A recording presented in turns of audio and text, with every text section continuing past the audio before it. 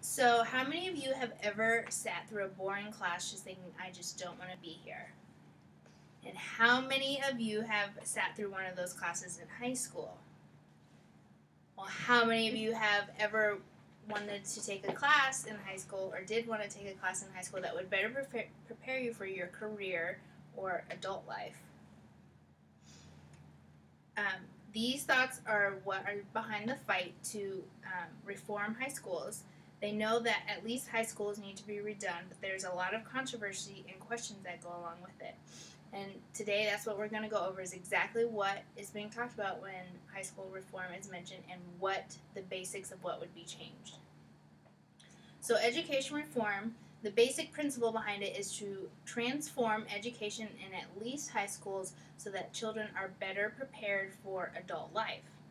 And as William Daggard put it, this is not to destroy tradition, but most kids take 4 years of English, 3 years of math, science, and social studies, and a year and a half of computers, and most of the time, you don't use all that in what you're going to do.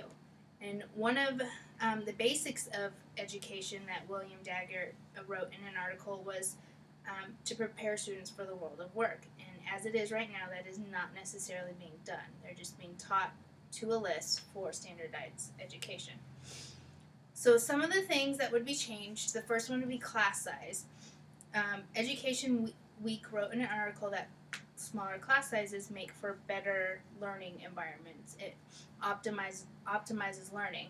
So even if high school reform doesn't happen, this is one of the changes that absolutely needs to happen regardless, because classes are getting too big and students aren't able to learn the way that they are supposed to. Second is academies, and I don't know how many people are familiar with academies, so I'll just go over what it is.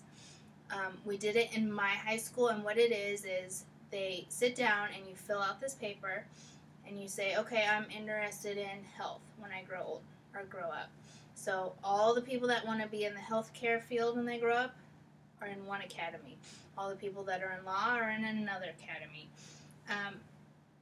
And the National Conference for State Legislature wrote an article that this would help students learn in real life learning situations. It's supposed to have people come in that work with kids who are in that field who can help teach them, and it would be experience on and off school campus, so they would go somewhere else and learn something. And Betsy Brand and Heather Volk wrote for the American Youth Policy Forum, students should be able to use all resources of the community to be able to learn, and this academy is one of the ways that they would be able to do that, to learn to their best ability.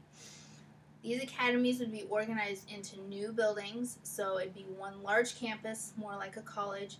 One building would be health, one building would be law, one building would be, construction, whatever. Or they would take the existing buildings and break them into wings so that one academy could go into one wing and one into the next. The teachers would be the next thing. Education Week said that newly trained teachers would need to be taught new curriculum if they were to be broken into these academy type things. And then they would have people who are from those jobs come in and do kind of like on the job training where they would show them how to do stuff, what they need to do in college, things like that. And this would allow for more hands-on, thus leading to that whole using all of the community to work on their career. The next thing would be standardized education would have to change. Andrew Hacker wrote an article for the New York Times and said that there are many classes like algebra that students just don't need for what they're going to go into. And there's no need in making them sit there through that if they're never going to use it.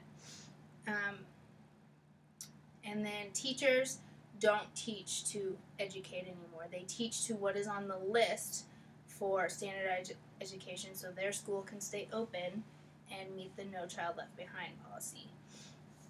And then dual enrollment would change a little bit. There is a little bit of dual enrollment now where high school students can enroll in a college and take a college level class, and it's a little bit cheaper than normal.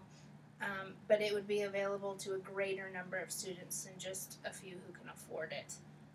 And then Betsy Brand and Heather Volk wrote that these credits received from dual enrollment programs would transfer to all colleges instead of just a few here and there, or the one that you're taking class with.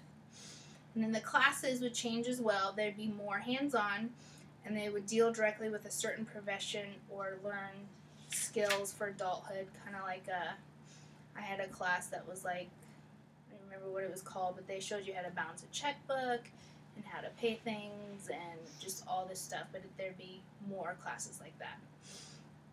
So these couple of things that we went over were just the basics of what high school reform would be. Obviously, it's not going to be cheap.